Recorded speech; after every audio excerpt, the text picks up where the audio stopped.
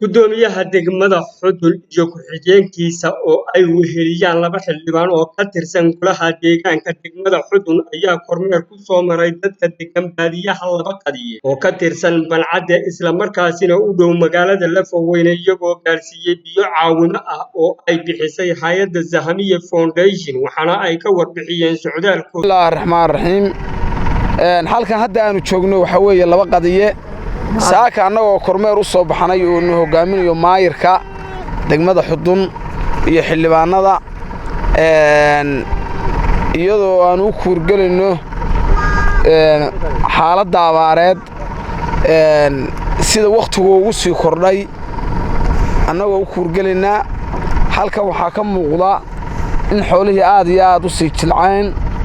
ilaahay waxaynu uga baryanaa raxmad khayr qabta in ilaahay la soo gaadho iyadoo abaartii ay sii laba jibaarmatay waad aragtaan dayac aad iyo aad ugu fara badan baa xoolihii ka muuqda booyad baa xeryaheedii baa booyad lagu waraabinayaa intii ay aroorayeen ama meel wax ku dhow wax guriga ku hadhiyeen dee wuxun baa kala baxsanayay hadda simee isla noqotayoo waddankii waa isla sii jilcay reer walba iyadoo guriga lagu waraabiya mooyaane wax kaloo oo kala soconaya ma jirto saako ay bishu tahay 27 waxaanu ka soo kicinay annagoo ah golihii deegaanka ee degmada Xudun waxaanu ka soo kicinay Xudun waxaanu hadda joognaa meesha la yiraahdo laba qadiye oo Balcadde ka mid ah xoolihii ayaa lagu waraabinayaa biyaha aanu sidnay waxa bixiyay hay'adda la yiraahdo Zahamiya Foundation oo milkiilana uu ka yahay Ismaaciil waxaanu qaybinay biyo aad u tiro badan baanu qaybinay oo aan hadda noo tiro koobnayn hawsha biyaha hay'addu way socotaa aad iyo aad baanu uga mahadcelinaynaa hay'adda iyo cidda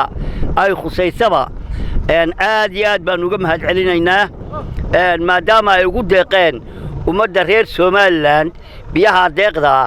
aad iyo aad baan uga mahadcelinaynaa annagoo matelayna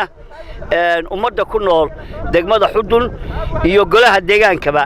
aad iyo aad baan uga mahadcelinaynaa waxaanu kale u mahadcelinaynaa guddoomiyaha gobolka Sool waxaanu kale u mahadcelinaynaa guddida abaaraha ee gobolka Sool noo keenay waanu kala wareegnay si wacan bayna u shaqaynayaan waxaanu joognaa Balcadde way biyaha noogu keeneen waxaana hay'adda la yiraahdo Zahamiya Foundation ayaa biyaha soo bixisay baa la yiri hay'adda waanu mahadnaqaynaa guddoomiyaha gobolka waanu mahadnaqaynaa Bismillaahi Raxmaani Raxiim Assalaamu calaykum waraxmatullaahi wabarakaatuh halkan waa magaalada Lafweyne ama tuulada Lafweyne oo ka tirsan degmada Xudun gobolka Sool aad iyo aad baan ilaahay baa subxaanahu wa ta'aala baa mahad leh ilaahay baan raxmad weydiisanaynaa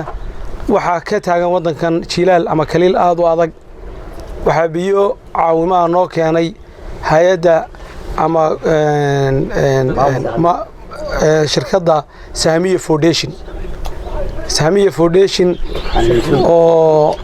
baa waxayna soo gaarsiiyeen maanta annagoo reer Lafweyne biyo maasha Allah ilaahay soo diray shirkadda Zahamiya Foundation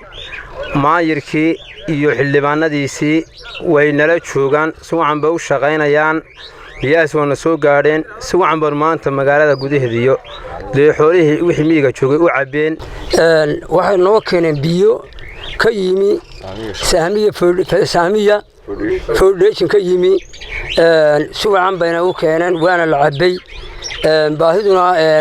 aad iyo aad bay u fara badan tahay harad badan baa dalka ka jira Cabdullaahi Maxamed Kaarshe TV-ga qaranka Soomaaliland Xudun